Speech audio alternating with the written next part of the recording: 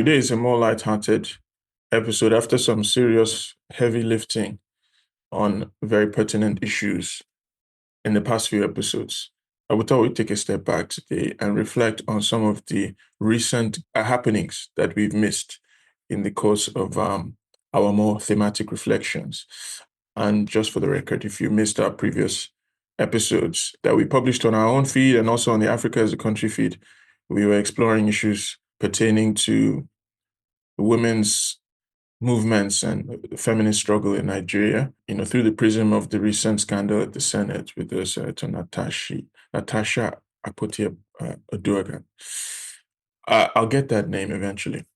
And then also we had some episodes on the political economy of Ghana from Nkrumah to neoliberalism, published with Africa as a Country again, and on our own feed, some additional reflections on feminist struggle in Nigeria. So for those who've followed us from previous years, you'll notice that we're actually fulfilling some of our campaign pledges to explore more the question of the struggle for women's liberation in Nigeria this year. And that's been a huge theme in the past few episodes. And it remains a relevant issue, but there are other issues, of course, that have crossed our desk in the meantime that we thought to explore today. So, look, I'm going to throw this open to get us started. Let's not dilly-dally much further. What are the pressing current affairs issues that have been on your mind? We've been quite silent recently on current affairs, not to speak of international affairs, which are in a state of chaos, but even just beginning with domestic issues. While Tinubu has been out of the country, OAG has been very quiet, I noticed. Is there a correlation between those two things? I go block out. I go present our leftist manifesto to make it look like I've done some things. We go visit Tinubu for London. Why? Yeah. Okay, you say make you hold something as you come out. No, give me anything. Yeah, really, it's been more of the political up and downs that these guys have been doing, jumping from one party to the other, the campaign, all these things, the coalition, SDP guys, El Rufai moving to another party, and the recent spate of the campaigns, I think, of some governors to APC. Yeah, so this is like a major source of, I don't say concern, but like what is characteristic of all these guys when it comes to like expediency and what they need to do to secure their political footing in the game. So they'll do what it is that they need to do.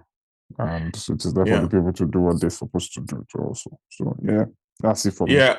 I think that is perhaps the crucial issue to delve into, at least at the start here. It seems like in the calendar of the Nigerian electoral season, we are in the early parts of the transfer window also. So some trades are happening, maybe some major trades or some semi-major trades between parties.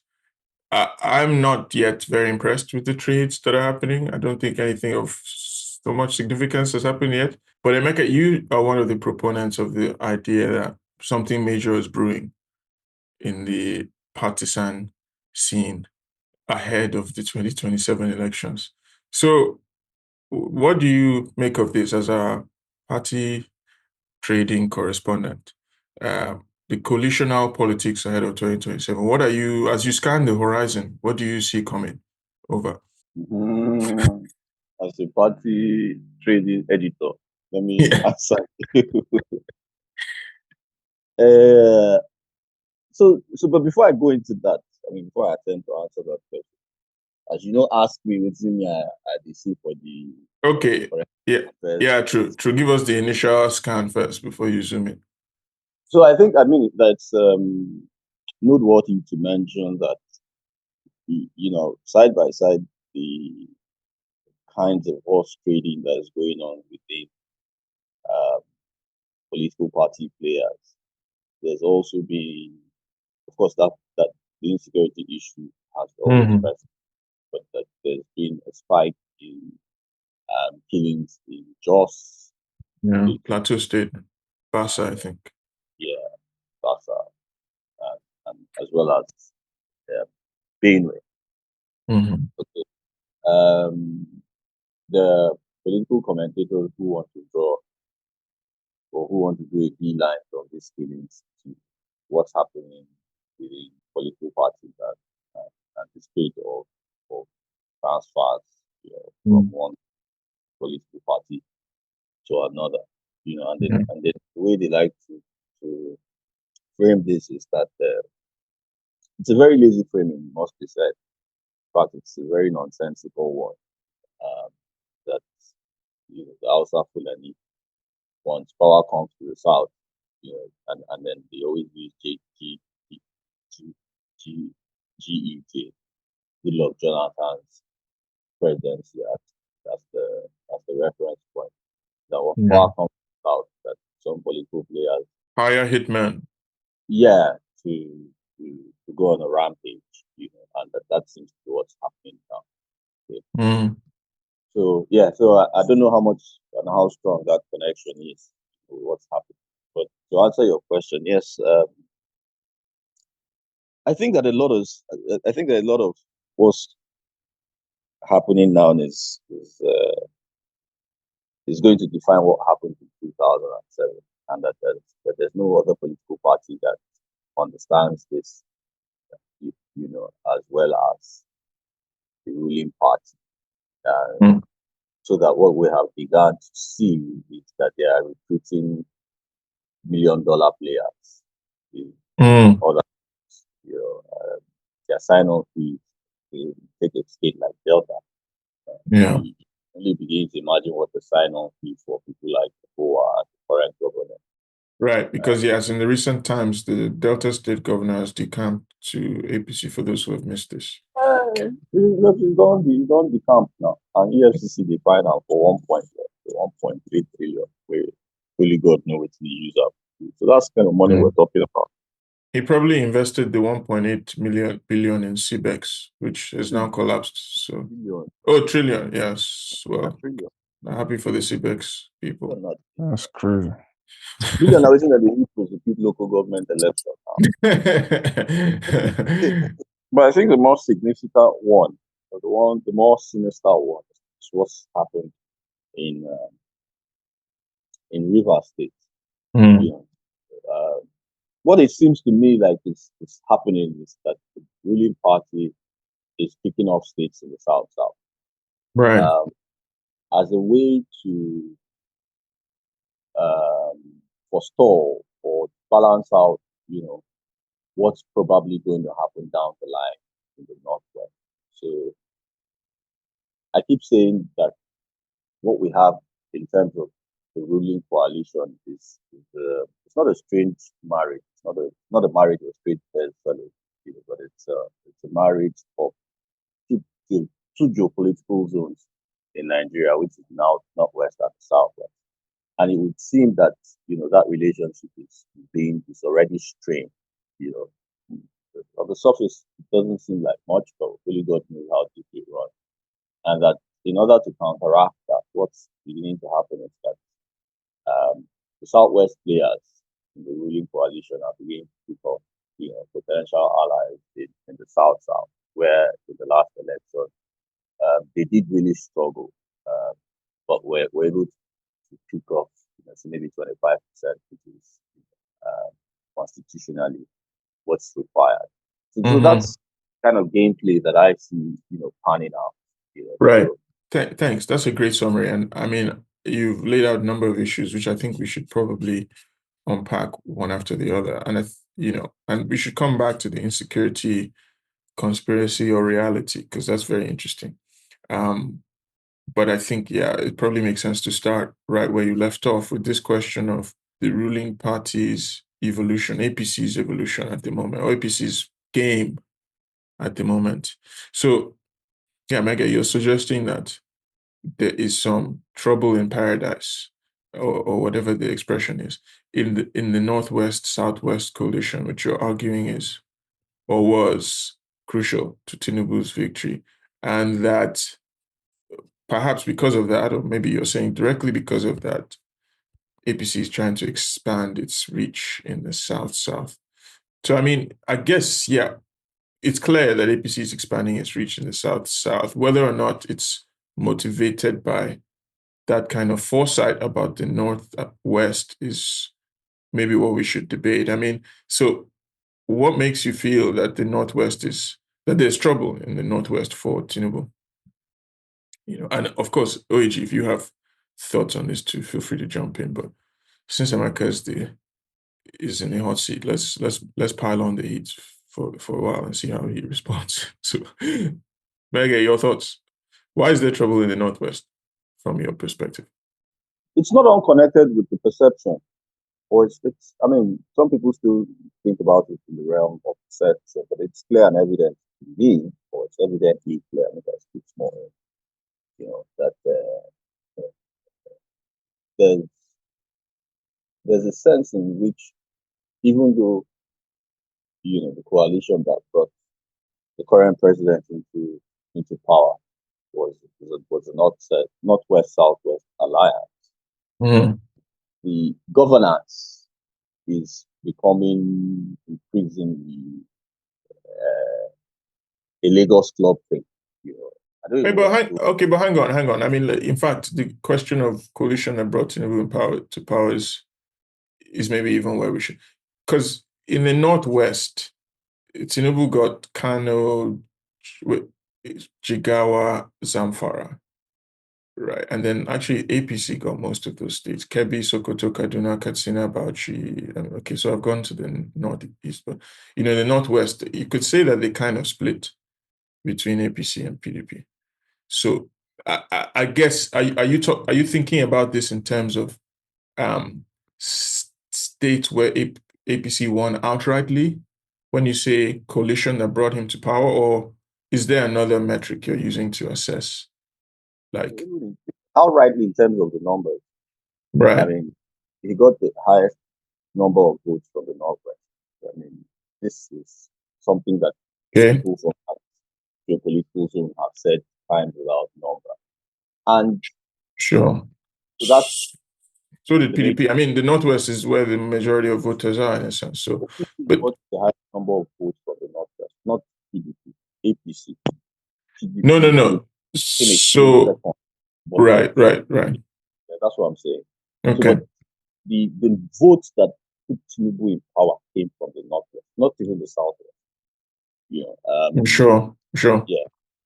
So of those 8 million votes, it's probable that Tinubu got 4 or 5 million votes from the Northwest alone. That's what I'm saying. Okay.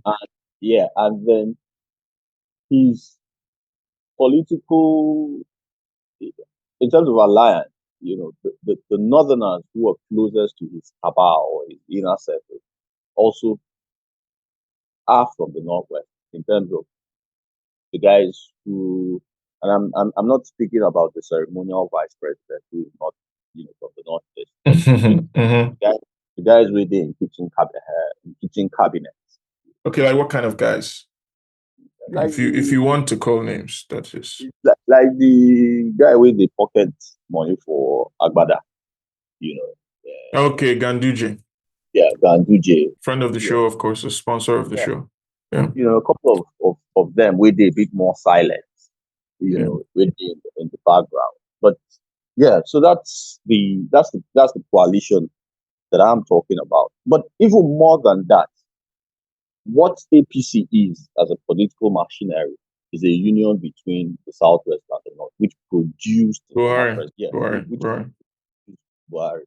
So OAG's main guy, pretty much. So when in the lead up to election, Tinubu tells you that it is a Milocon, it's a reminder that this is the alliance that brought you into power. So you need to fulfill, that part of the bargain. So that's basically, the matrix with which I'm using to. Okay, right. But okay, at the election, right, most people will probably be aware that Tinubu got lukewarm support from Buhari, if any. And in fact, Tinubu lost Katsina, Buhari's home state. and lost Kaduna, where Buhari really lives, where Buhari is really from, in a sense. So the coalition had already broken down to some extent, at least the 2015 version.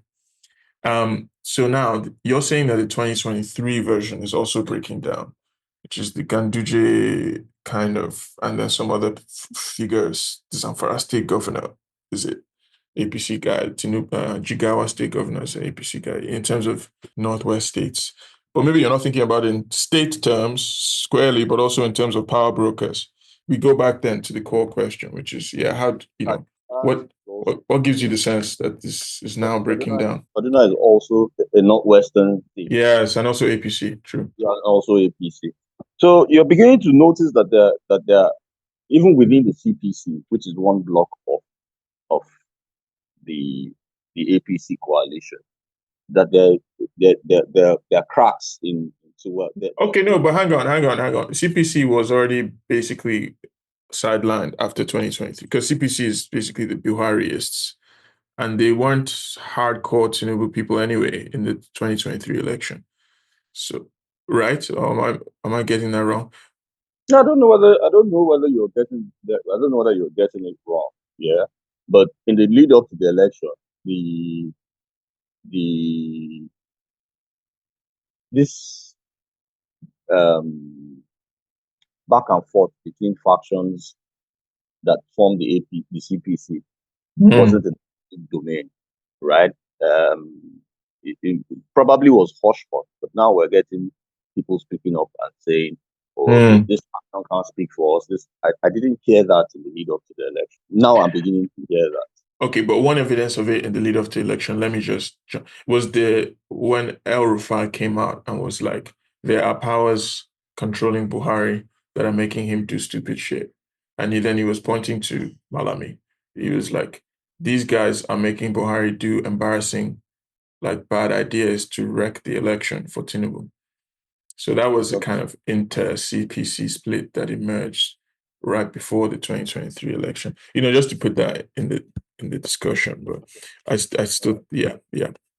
Then today, Malami is telling El Rufai that El Rufai can't speak for the CPC on issues that concern, where the CPC starts, where the CPC stands, relative to how they perceive that Tinubu is going about governance. Okay. Yeah, so that's also there. There's also people. So there's also the El Rufai thing. Even though I don't add too much weight to that. But there's a breakdown of the relationship between El Rufai and his predecessor. Right. Which you can ascribe to a function of his predecessor. What did I say? Did I say predecessor? So El Rufai has a problem with the guy who took over from him, not his predecessor now. Whatever the guy's name is. So and this is pretty much about where they stand. So it's clear that lines are being drawn. You're either right. with the ruling, the guy, the president's people, or you're outside the president people, and this is happening. I'm not saying that it's not happening across board, because there are people living in the south who have voiced their grievance with the way appointments are being made. Yeah, that's interesting. I want to hear more about that. But how it's taking, just the other day, the comms team of the president had to respond to allegations being made by Senator Ali about the nature of appointments, the nepotic nature of the appointments, that's being made. So nepotism already is at the center stage in terms of the grievances that people have with the current administration. So that's one. But there's also the economic slant, which isn't as pronounced right now. Okay. But I think that would be a force that comes into play as we get closer to the 2027 election. Because politicians, they're not stones. They also need people. So they're not going to go back and tell their constituents that we should just follow Tinubu. When those ones know they chop belly food, Yeah. So those kinds of splits, that it's not ideological. It's more of stomach infrastructure, appointments, the economy, but we don't go full on neoliberal now, right? Right. Even before then, I've been one of the very few people who argue that much as it's hard to prove, people vote based. There's a large part of the voting public that vote on sentiments that concern the economy. But if Yeah. that's going to come into play more forcefully now that a liter of petrol is 1,000 naira, now that a liter of petrol, the cost of a liter of petrol now affects how much I buy food in the open market, more significantly. Now affects how much I pay for my Uber ride, how much I pay for a drop using public transport. Sure. So I guess that's the point. That's that core of the point that I'm making. Yeah. No, fair enough. I mean, so in fact, it seems like there are multiple points in a way that you've made there. That one is more speculative, even though I'm fully on board with it, which is that the economic crisis will generate. Okay, you don't want to call it a crisis, but let's say that the economic hardship will generate some blowback against the ruling party in the next election. Probably, I think that's probably true. Then you made an additional point, which is that there is some fissure in the South, um, in the APC in the South. And yeah, that's very interesting. And I think we should come back to that. And then, the kind of lead point you were making, I think, was that the Northwest coalition is fractious.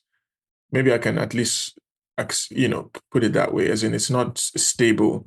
Because some of the people who opposed Tinubu prior to his emergence, like some of the Buhari people, are still opposing him. Some have switched sides, like some of his supporters in the CPC, like El-Rufai, has switched. And then, of course, there's still some members of the CPC people who are backing Tinubu. So things are not, it's not, you can't take the state of play as a given, in the Northwest. I think that's a fair point. So, things are, there's more dynamism.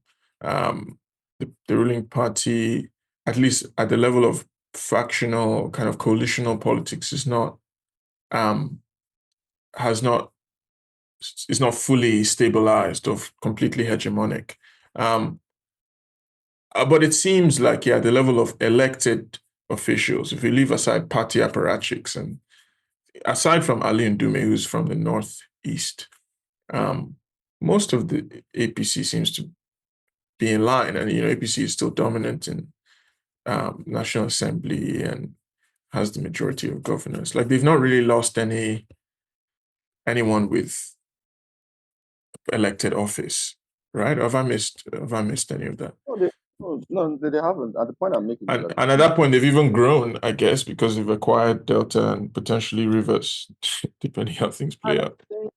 And I think that the larger point that I'm making is that while that people celebrate that, especially the apparatchiks within the APC, the APC apparatchik, it comes across to me as a sign of desperation, because they know. I mean, now them they count their 10 toes. They know that there's something brewing within their own ranks. And people are not going to jump ship 2 years to an election, right? Yeah, so people will jump ship a year to an election, maybe 6 months to an election. That's when we begin to really see what's going. But what I'm saying is that you can see the signs of the fissures, that the cracks are there, and it's beginning to show. That's the point, that I'm making. Yeah, right. And fact allocation don't increase, by enormously. So yeah. I don't quite expect that APC governors, if they're collecting their money, what are they going for? Waiting they want to talk. Even if they feel a bit of discontent, they're not going to show up. But I don't think that governors. I think that what the last election showed or proved to us is that governors, especially the presidential election, not the state election, not the governorship election, but the presidential, the governors don't quite have, you know, they do have some say, but Yeah, they don't be the be all and end all of, of, of electoral they're not agenda. delivering like they used to. Yeah. I mean, I think that's particularly true in the Southeast, in the last election, obviously. Um, right. But no, fair enough. I mean, OAG, do you want to come in here and address any of this? How are you feeling about the state of play on the kind of partisan level? I feel like there's been some sort of tension, even from the start when Tinubu wanted to become president and they were rallying around to get support. If you Yeah, listen to that famous Amy Lokon speech, he yeah, said it in Yoruba that the power is not supposed to be for the northern people alone. sure. He said it right in front of Ganduje Mm-hmm, and even some northern people were there with him for, I think it was in Ogun State. Yeah. mm-hmm. So you'll tell that even from the players, from the major players, there's some sort of tension in that party, which might have been interpreted as something geopolitical or like from different part of the Geo-ethnic. country. Yeah, geo-ethnic, exactly. So ethnic aspect, so which then moves us further into these buffer actions. I'll call it buffer actions because if he feels that the northern folks are going to play some sort of game against him in 2027, which a host of political bigwigs in the north have been hinting at. There's this Mm, guy that they put in jail recently. I've forgotten his name. Maybe one northern top guy with health. The NHIS guy. Yeah. He's mm-hmm. been giving Tinubu serious warning. And on top of that, he's been saying, look, the northern people, they put you there, this, that, don't do this, don't do that. And it's a mix of things, like we mentioned, the Yeah, neoliberal part that Emeka touched on. We said the structure of governance has changed its face from the traditional capitalists, where, it's just juicy portfolios, sit down and milk the state, right. back to it has now gone to where it's just private sector and people that can get contracts, make Yeah, things, a bit of productivity, but yeah. it has No, dismantled or I sort of think yeah, the banking sector, yeah, things that we mentioned. playing the finance game. Yeah, Yeah, and if the mainstay of these northern guys or the people that are in power in that part of the country is that traditional structure, and you're coming and tinkering and messing with it, they're not going to look at you kindly. They're not going to take kindly to what you're doing because you're bringing your own Chicago style of of, of government or governance to this thing. It means you're messing the setting up. That's one thing that might be a major problem and that he mm, feels that he's going to have to pay for. So all these political moves that he's doing in the South is to buffer and act as a shock absorber, I feel, of any action that is going to come from that part of the country against him, and meaning the North now and their coalition, if something changes, you know. So mopping up that impending action against him is what we'll see with this, is what we are seeing or might be seeing with this decamping of southern governors and some other people that are trying to get into the party, be it, with money and some kind of inducements or whatever back end deals that they are doing. So it takes a range of, shapes and forms where I think he's just trying to cover bases. That, okay, if you guys come like this, you meet me there. If you come like this, you meet me there. So, and on top of mm-hmm. that, these appointments again, I think there was a list that came out that had a lot of Southwestern people, Yoruba people on the board, of maybe like ministers, different appointments anyway. For census, Yeah, working technical. Mm, like a lot of the appointments was just southwestern in nature, so it right. caused for concern. Like people will talk, Nigeria, the way it is, like people will talk. You have to have that, even if they're not going to come and do the will of the masses, there must be that federal character. in what you're doing. So if you're totally junking that, it's going to come back and haunt you. So these are the dynamics that I feel. I feel like what he's doing is just to buffer for this. It's going to serve as a shock absorber for what's Right. coming. So, but yeah, I think it's going to be interesting in 2027. Not in the interest of the people, but that political Right. fight is going to be Right. much more. Right. The lines will be defined in the ground, and it's going to be on almost an ethnic basis. Right.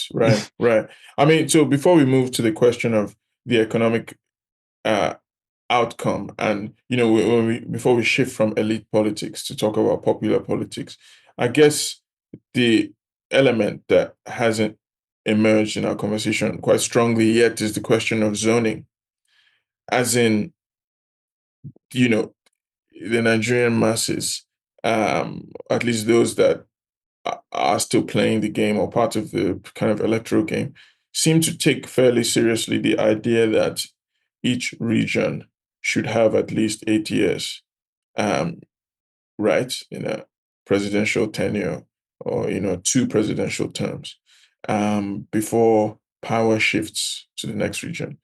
So it means that, and it seems like a segment of the political elite take this seriously as well, or at least factor it into their calculus.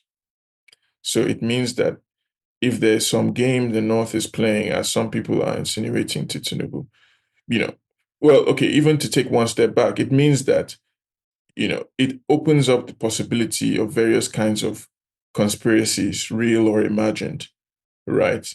And yeah, imagined conspiracies are when you go up to somebody and say, hey, this other group is plotting against you, let's plot against them as a way to raise funds, etc. But let me park that to one side and say that, okay, based on the zoning calendar, um, power should remain in the South in 2027. And it will take something fairly dramatic, fairly popular, um, and quite ambitious to break that cycle.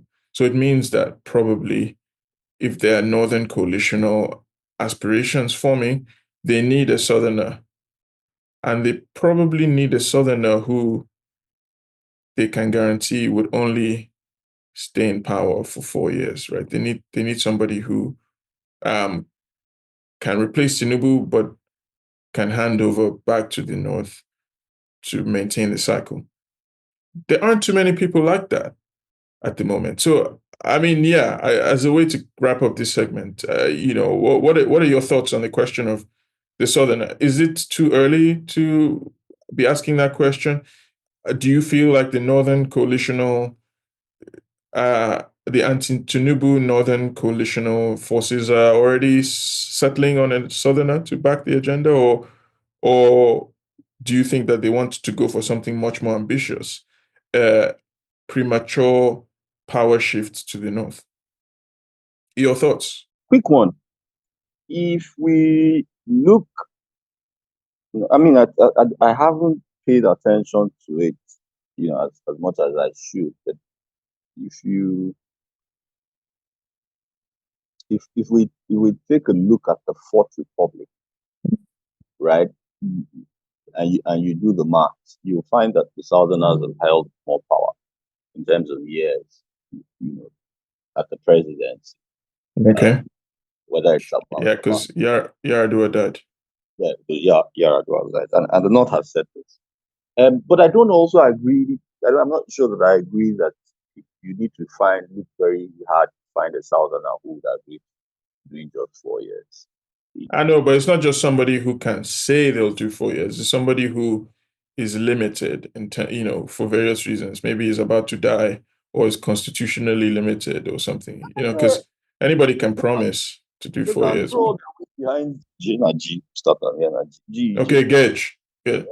Yeah, Okay. so that's that one. That person did there. So, in fact, yes, it's true that Goodluck Jonathan, former President Goodluck Jonathan, in a sense, is one person who legally or normatively is the Right. perfect candidate for a kind of new Northern coalition.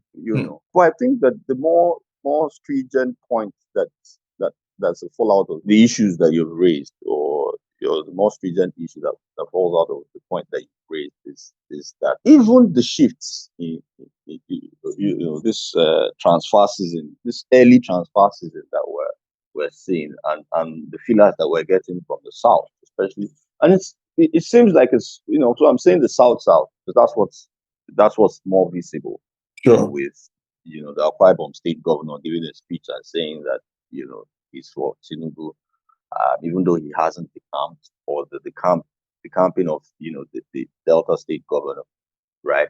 There are feelers that you might see one or two southeastern governors decamp, Mm-hmm. right? Now that feeler isn't much. It isn't just a function of that they feel that they should decamp. It's also a function of the ethnic kind of politics that we play, where they are in tandem with the reasoning of maybe a majority of the Nigerian populace, or voting populace. Because Nigerians don't vote. I'm not going to say that Correct. cast in stone, that this is how Nigerians think about it. You understand? But those who vote, what drives those who vote? Correct. In the South for 8 years. And Right. the government, So the people who vote seem more committed to zoning than the yes. general discourse ecosystem. Because the people who vote are people who are a little closer to the political thing. They still have buy into the thing, at least so far. Yeah. So that's and of course, these are sentiments that the leaders know and they can buy into. That's why you and I might think that this is a political risk, or maybe not suicide, but it's a political risk, because the economic indices of Nigeria doesn't support an opposition party governor decamping. Why are you decamping? Your people are suffering and they're blaming the president. You can imagine. But you have done your calculations and you've said to yourself that their commitment to power staying in the South trumps waiting their belly they tell them. That's the reasoning, that I get, But so that's why I say 2007, can't come early enough, and it will be interesting, because this real full-on shift to serious neoliberal policies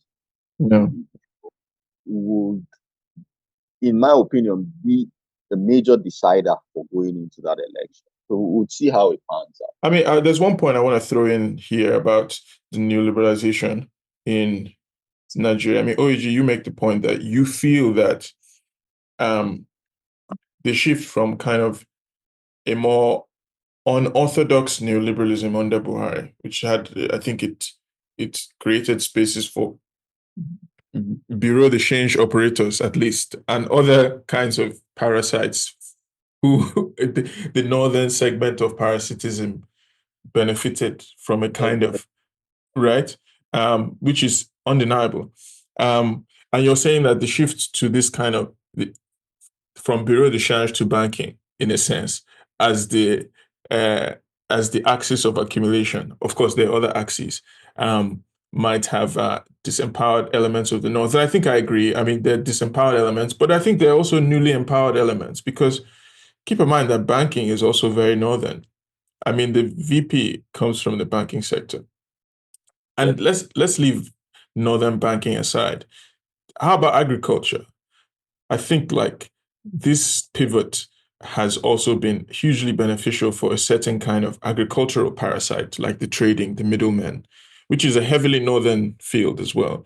The big grain traders, who, and of course, not the smallholders, right? The smallholders, even if prices have improved for smallholder agricultural products, they can sell at better prices. They have to buy at expensive prices too. And then the cost of inputs have also gone up. So absolutely. So, inflation is both giving them more money and then immediately giving them money with one hand and taking it back with two hands. So smallholders are in crisis in a lot of places. But, it also varies. It's kind of, to some extent, commodity dependent. So certain things are, like cocoa, for instance, in America's area, or sesame, are probably doing better in this moment, whereas certain things are doing worse. So I guess I'm saying that it seems like Tinubu has recalibrated the basis of accumulation in a way that has definitely disempowered some factions of the North and South, ruling classes, capitalist classes, but empowered other segments of the North and South. So, yeah, I mean, I don't know how that then factors back into the electoral equation come 2027. But I think in addition to increasing quite significantly allocations to state governors, I think I would suggest that I wouldn't, or I would say that I'm not ready to say that he's now eroded the basis of accumulation and among northern elite to the point that that alone can mark a shift. I think, yeah, it's more maybe not complete erosion of the basis of accumulation, but a recalibration of accumulation to suit some other new players who now will back him. And I think that goes for, of course, traders. But I would say large scale agriculturalists and even medium to some extent scale agriculturists, people who can take some cattle across the border to Niger, for instance, and you know get significant amounts of CFA in return now that Naira is worthless. So dynamics like that, I think, are also part of the equation in terms of how the Northern coalition is changing. And I think this probably would be my response to America too, that yes, the Northern coalition is not what it used to be. But I think, yeah, it's a matter of swapping out players rather than it is simply a matter of losing players. But yeah, I mean, I think a lot remains to be seen on the level of horse trading. And I don't want us to spend all of our time talking about giving the ruling class the entire episode.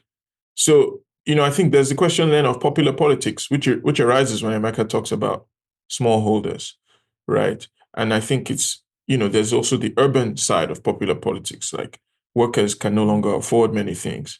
The youth, quote unquote, are increasingly restive, including in northern cities, but also in southern cities. So do you see any dynamic emerging for popular politics independent of the mainstream political alignments and mainstream political parties, including SDP, and I think probably including Labour, although maybe we would say that Labour is half and half, Labour Party, that is. Do you see any dynamics emerging in the field of popular politics to respond to these economic pressures, or no? I mean, are you? We tend to be fairly skeptical of the left on this show. I mean, does your skepticism on the left also extend to other forms of popular politics, expressions of popular politics? I think that you can't divorce. Yeah, I mean, not that you're trying to, but you can't compartmentalize this thing, and that elite politics also Sure. drive our time into, because it's basically they do overlap, yeah.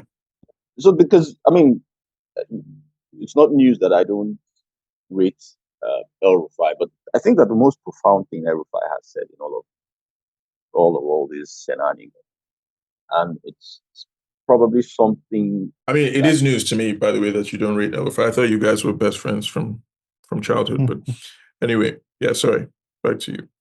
Which childhood? Yeah. But yeah, but I think what he said, is that, and he's been taking jabs at the NSA, and it's really funny to me that the NSA hasn't quite responded. But what he said, and this is geopolitics, real time play, because he said that the only reason why the NSA is there, following, the ethnic evidences, to the slaughterhouse sheepishly, is because of his presidential ambition post the Tinubu era. So this is the guy who is being touted or being tipped to so and that's where power is going to after now. But I raise this because if there's anything, again, much as I don't rate him, if there's anything that El-Rufai is good at, is propaganda.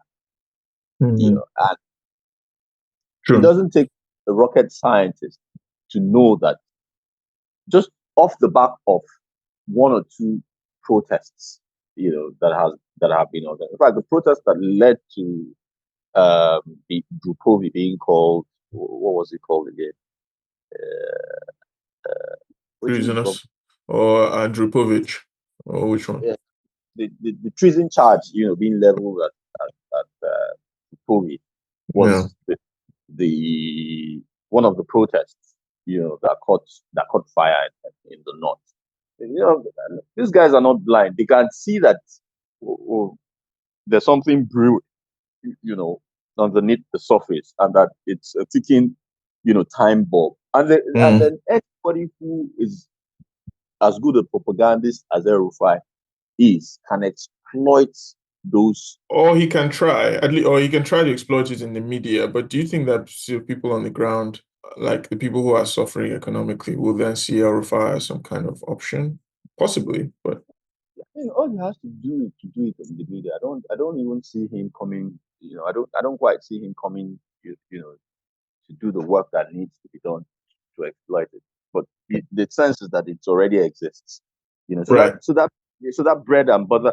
If he then feels to like he can go the extra mile, which I don't see happening with his SDP machinery. And the other day I saw with his friend, with him, in a picture. So I think they're now parlaying up. So Okay, I which of OAG's friends? He has a lot of friends in high places. the Yes, presidential, Adebayo. the Okay. presidential. Oh no, that would be Buhari actually. In this case. No, No, no, no, no, no. Adebayo, no, Adebayo. Oh, Yeah, okay, Adeba. presidential candidate for SDP. Oh, that's OAG's actual friend, right? Okay, Not my friend, though. I just okay. start doing yams. And this Yeah. is after the guy had blown all the big English, like, they will come, but Yeah, they will queue up, Okay. but Okay. he will be the yeah, but he will presidential. be, So, but I'm trying to see how we're going to reconcile ideologies here in a way. But I think it's So I mean, I think it's worth saying for people who might not be aware of this that the SDP guy actually talks some anti-neoliberal talk, yes, Mm. and he talks about IMF and he talks about the structural neoliberal policies of Tinubu are not working. So, I mean, Emeka, are you saying here that you could see an El-Rufai putting his weight behind, an anti-neoliberal candidate potentially, or am I forcing your hand if I put it you're that not way? supposed to handle Erifai is that kind of funny, so he Mm, can do that to achieve. Because I mean, I think people like Erifai have sworn that Tinubu is going to be a 4-year president. They want him to be mm, president. I think it's a case of it's over my dead body that he wins re-election. You right. understand? So that kind of person, the ideology is not here. He will go up, and if using anti-neoliberal um, political campaign, Rhetorics. you know, Sentiments. Yeah. sentiment serves his purpose in the lead up to the next election. So he will go in that direction. I have no qualms about it. There are no airs about that. That will happen. Right. No, that's interesting. I mean, so it's kind of like you can see the possibility of another bait and switch, another like moment where elite actors um pretend to be anti-neoliberal or at least suggest a kind of anti-neoliberal posture, similar to what they did with Buhari, arguably similar to what they did with Obi, and we could come back to that in the next election with El Rufai being one of the engines of this. So that's one of the possibilities for popular politics. I mean, it's a dark possibility, of course, because it means that they promise you some relief, but when they get to power, they probably will not deliver it. But yeah, I mean, that is, you're suggesting, therefore, that is one of the potential destinations. It's a kind of um, uh, elite repackaging or renovation that just ends up sustaining the system or maintaining the system, even if it promises something else. I mean, am I hearing you correctly on that? Yeah, that could be it. That could Right, be. right. Yeah, interesting. I mean, and maybe unfortunate. I don't know, OG, do you think that there's any other possibility open to popular politics outside of this kind of um, dystopia that America has painted, basically? I mean, even if it seems somewhat likely, do you see any other green shoots, any seedlings that we should pay attention to? Um, I'm just going to be as straightforward as I can be. I don't see much going on in terms of like mass mobilization, mass participation, other than the possibility or the becomings of what the obedient movement can do. That's just it. In material terms, or in material terms. Maybe that's something we've missed out on, is the obedience. I mean, so please, over. Yeah, so in the material terms, in terms of getting of numbers, moving people, getting people to participate, under the the conditions of this economic crunch and all that, and people wanting to go in another direction, which might also thought to be the same, put us at the same destination, or if not something too different, but I would see that also as a bait and switch. Yeah, so the impetus for mobilization and getting people to get off their bums resides principally, as far as I can see, materially in the hands of the obedient movement and what they can muster or get themselves to do before 2027. Right. Wow. Okay, so Mega, do you agree with that? That in terms of bringing in new voters, to try to tip the scales, we're probably left with, I mean, the kind of dark horse or the X factor probably lies with the obedience, if anyone. Do you buy that? I think that I don't disagree with OAG, right? But I also think that it's a bit too early in the day to make a definitive statement on that. On the X factor. Yeah. But if news that is reaching me, or the latest developments within that circle is anything to go by, then it would seem to me that they are now beginning to invest in building that movement structurally, which would prove to be very decisive. Okay. I also think that, up until now, the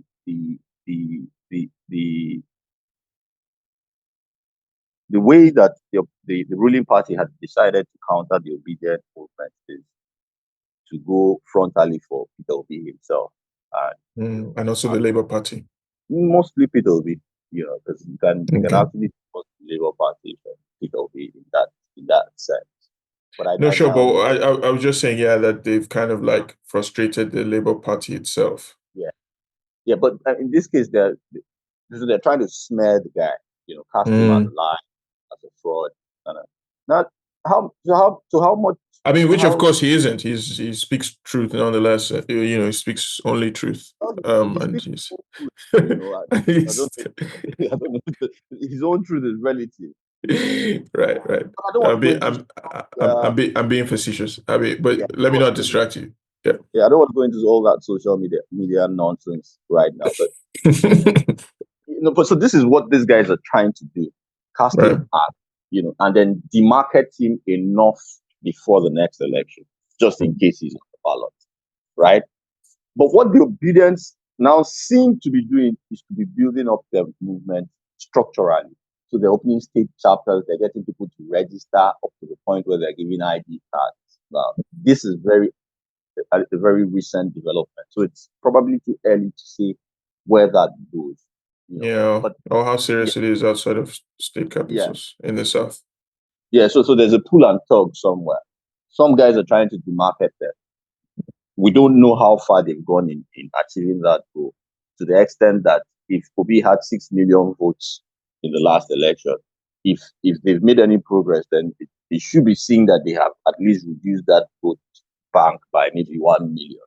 But if Obi is trying to build his movement structurally, if he had 6 million votes before now, I don't know if he's done enough to have gained another 2 million votes, especially from this kind of philanthropy incursions that he's making into the north, steadily and bring, because I think that there's a bit of disenchantment with some of is the members of that movement within the Southwest. Now, I don't know, so there's this bid to kind of color it with an ethnic, thanks to people like Dele Alaki, who try Right. to, and then this new PDP show a memo guy or whatever. And also ethno-religious. I think, there was some success scored, some after the election, around the election, painting him as kind of a Christian chauvinist.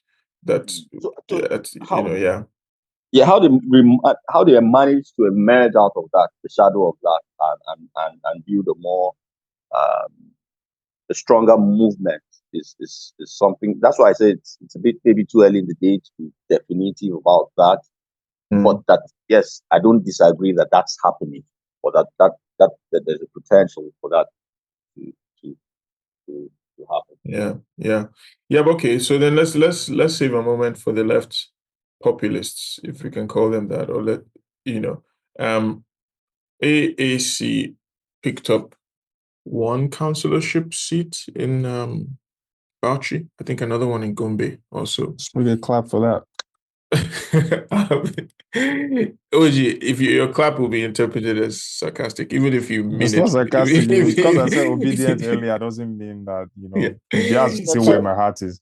I'm just Yeah, saying right. materially, Yeah, sure. based on the, No. variables on ground. Certainly, I don't think Yeah. any sober analyst would disagree with that. Councillorship, Emphasis on what sober. what Yes, council? yes, at the ward level, yeah. Not chairmanship.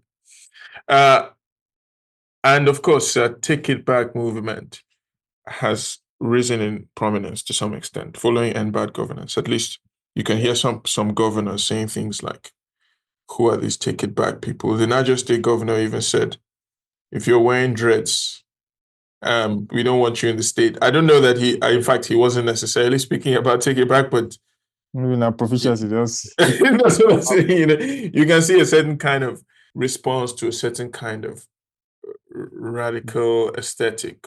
Okay, you can say maybe it's more of a cult aesthetic or Yahoo aesthetic. Yeah, but the lines between all those things can be blurry sometimes. But Nigeria more, has a bit of radicalism brewing in that place. I mean, more to the point, I think, there's a question here to be answered about the state of or trajectory of AACTIB left's experiments electorally. I mean, do you folks expect slightly better performance from those guys, even if not the presidential victory? I think we can probably say it seems unlikely, except if some factors shift quite dramatically. But if not a victory, do you see some improved performance in certain arenas for these, for these our comrades? Thoughts? should be the one councillorship. That's one thing to go, and hopefully they will keep building on that. Improving their base wherever they are to claim and consolidate their victory. So I feel like if you can show and prove, and people see that, look, this is an alternative that works, and it's less problems for us, then why not? The people will follow you. So it's left for them to do the work anyway. Yeah. So that's what I feel. More organization, more mass conscientization, outreach, political programs, you build from the ground up so that whatever you win or claim is going to be solid and it will move. So that's what I Right. feel that, they should do Right. anyway. Yeah. Yeah. So okay, but do you think that there's not likely to be any surprises? We're still going to be in the tens of thousands vote range. Maybe a bit more than that, but it's my still, yeah, I don't see that mass action going on yet, because of a bunch of factors we might have discussed in our obedient or OB episode and all that, so, but yeah, I don't see it yet. Right. If it happen, you feel it, but it's not something I see in terms of that number or changing the political terrain, leaving a dent in this, current structure that we have. I don't see it yet. Not that I'm being pessimistic. Of course, if it happens, it will be welcomed and it's something that will be pushed for. Yeah. Well, yeah. Yeah. Meg, anything to disagree with or amend or add to that? Amen. I'll be Obioma the Taylor. You're a House of Reps member. No, but it's really it's an interesting development. In fact, I'd be behind the scenes picking your thoughts or finding out, inquiring as to how that happened. That's really impressive, to be honest. Mm. If they put their mind to it, if they throw their weight behind it, I see that as a springboard for something potentially that could potentially happen in Niger States. Did you Okay. say they picked up this councillorship in Niger? No, sorry. It was Bauchi and I said Gombe, but in fact it's Jigawa. Bauchi and Jigawa. Okay, so so where this has already happened, yeah, if they throw their weight, it means that there's something potential um, uh, there. Yeah. That sense. If they throw their weight behind that and and uh, and do the work, Yeah.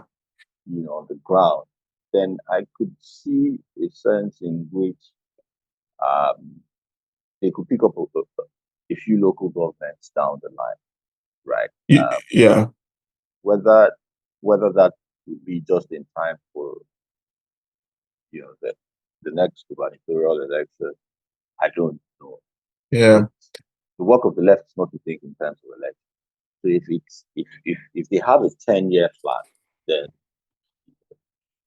just off the back of without knowing the hardcore facts, you, those are, and it's interesting that this is happening in the north. So it's a sign that they could pick up, they could in maybe in 5, 6, 7 years produce, if they really keep at it, maybe a governor, maybe it's not too much to dream. Right. It starts from what the councillorship level, because that's the most basic unit, Right.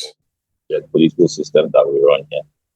You say the job of the left is not to focus on elections, and of course that's hard to dispute. But at the same time, within the kind of bourgeois democratic context, I don't think you can ignore elections entirely either. And this is um, in a difficulty that left groups have faced over time, and certainly that AAC faces.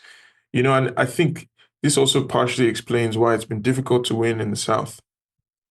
Is because um, where the core of the AACTIB is located is probably also the places where people are most skeptical about being very serious about elections.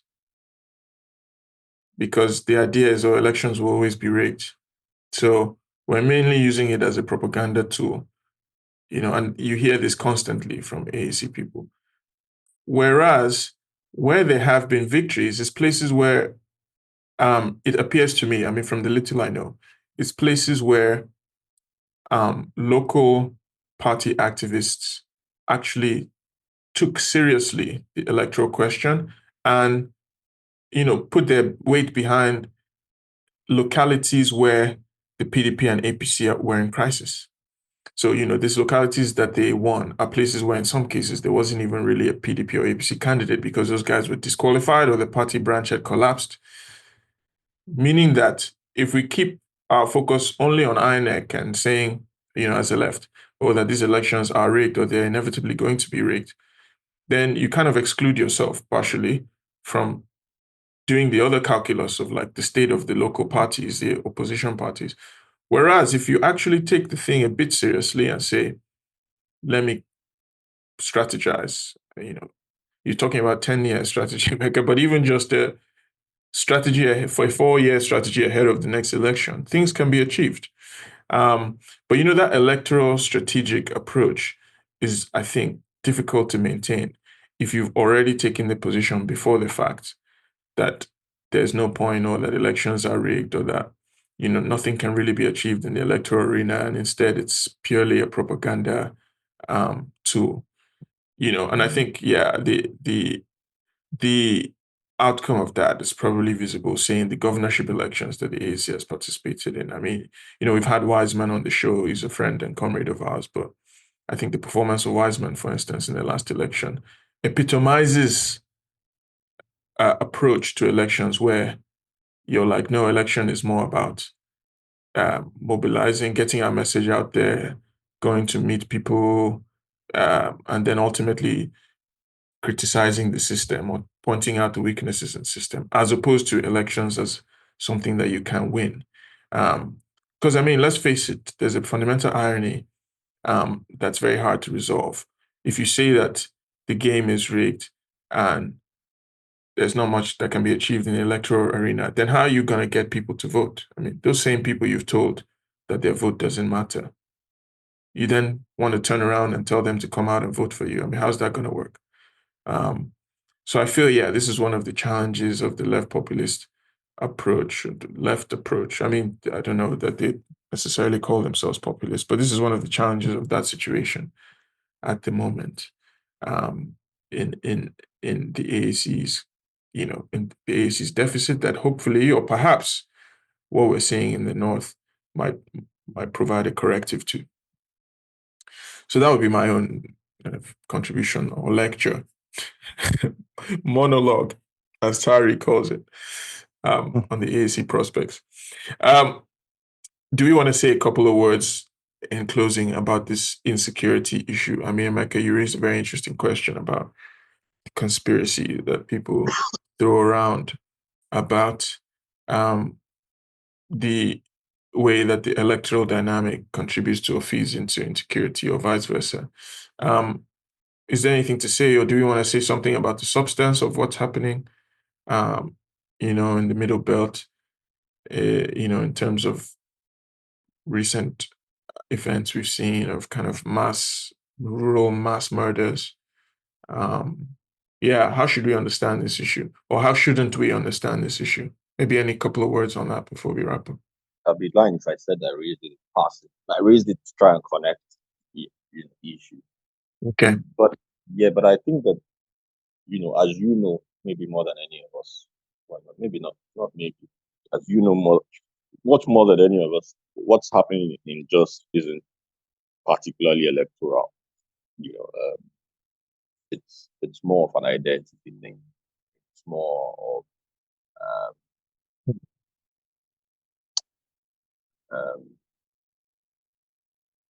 well, maybe I should leave that to you if you decide, No. To respond. But Yeah. the way I understand it, politics is not at the heart of it. Right. In that sense, I also doubt that what's happening in Benue, that politics is essentially at the heart of it. But Yeah. once these things happen, the natural turn of events is that people will begin, to politicize them. Yeah. And then these things then become a life of their own. And then the frequency at which these things then become propagated is it's almost like a lightning effect. Yeah. So what then happens is that we tend to lose the substance of what the issues are, which is what then speaks to the dead kaput security architecture that we have in this country. This country is not being policed, not by a mile, right? Not at all. You only need to go around the rural parts of Nigeria to understand the deficiency in the security architecture. And if these things are happening, so when people come and say bandits are taking 6 local governments, what's the police presence in those 6 local governments? There might be 6 police officers in those local governments. There might be none. What's the point? So, is there even a police outpost in the 6? Is there one police outpost for 3 local governments? Yeah. Right. So and then that's even before you come to arming the police, right? Right. And then or training them in doing investigations or conflict resolution or early warning or any of that stuff. Yeah. Up, right. So one governor comes, takes security votes and buys 5, 10, 20 Hiluxes and then puts it on and invites the press to come and cover that event, and then everybody's clapping for them. Yeah. Or then if you come to my own governor who builds some fancy command and control unit that serves no purpose. So I don't know where the security cameras are, what command is controlling. But somebody, of course, got the contract to buy those cameras. It's a very nice, pretty penny. So but I mean, so when these things happen, just because we have that tendency of politicizing this crap and talking about it in terms of when a southerner is dead, the northerners, some elites in the north, who is the sponsor of these guys, and this is criminality. Stop asking us who the sponsors are. Follow the money. Right. But these guys are basically trying to survive. It's a fight. It's a struggle for territory, right? Yeah. They want to take local governments large enough to collect rent from, so that they can live well, so they can hang their bazookas and their AK-47 behind them while showing off money. The same way celebrities spray money when they go to parties. Same way they book banners and banner chief priests and e-money. Yes. So and we live in an age of social media. And these guys have also they become very adept at using social, especially on TikTok. Yeah. So these, I mean, for me, are the issues as they concern, the insecurity that the country faces. There's of course the aspect that politicians use them to during elections or for elections, for electoral purposes. But that's tangential to the issue. Right. That's not the core or the crux of the matter. Yeah. So that, I mean, I'm getting worked up talking about it because what then happens, it's become so bad that one then becomes very numb to these things. Absolutely. It numbs you, because these things have been happening for decades. Just and then if you trace the history, it goes all the way to the SAP policies of the 80s. Right. So if we're not going to have a serious government, then we might as well stop politicizing. Well, that's a long shot, but that's what I'd like to do. No, fair enough. I don't think I have a huge amount to add to that. I mean, I'll just say that, look, we have to revisit the question, and of course, we've considered the question before in a number of previous episodes on proletarian herdsmen. Our interviews with James Barnett, about his interviews directly with the bandits. So if you're interested in those questions, definitely check out those previous episodes. And there certainly will be future episodes. I think it probably behooves us to explore the middle belt a bit more in the coming weeks. But yeah, as a preview, I suspect a lot of what we'll discuss is the multiple causes, multiple drivers of violence, rural violence in the middle belt. I mean, some of which is banditry, as Emeka has described, but some of which is more intercommunal, like tit for tat, counterattacks where one group kills people from the other side, and the other group kills people from the other side, and vice versa, and the body counts keep growing. In a sort of format that you've seen in other contexts where there are armed militias that claim to be protecting communities. I think it's an issue we should explore, including then the recurrent urging of some members of the political class that Nigerians need to arm themselves, as if Nigerians in the countryside are not already fairly well armed. I mean, just shows the divide in our realities. But anyway, I think, I say all of that to say, this is an issue we cannot probably exhaust today, and we will probably need to revisit. But I think you've covered a lot of ground already in that input. Do you want to come back in, or should we give OAG a chance to have the last word on this subject before we wrap up? Yeah, there's really not much to say anyway, because look, when it's time for another president, it's not like it's safe anyway. When Buhari was there, it was bloody as hell. Yeah. So that in itself is evidence that these things are much more than that surface level Zoning, talk. Yeah, calculus. no, it's not that, and it's what it revolves around a major part of what you guys have mentioned, that there's nothing much more to add anyway to it, and that numbing part where a bomb explodes or people like 12, 20 people die in one night and it's just business as usual. It's dehumanizing, and the fact that we've gotten to a stage where this thing is almost normal, and we just keep on moving on as if it's nothing. It shows our loss of humanity. So these are criminal elements, criminal cases that needs to be fixed from the roots. Economic issues, communal reintegration, making sure people can live and thrive, so that we have peace. So there's nothing much more than that, honestly. Yeah.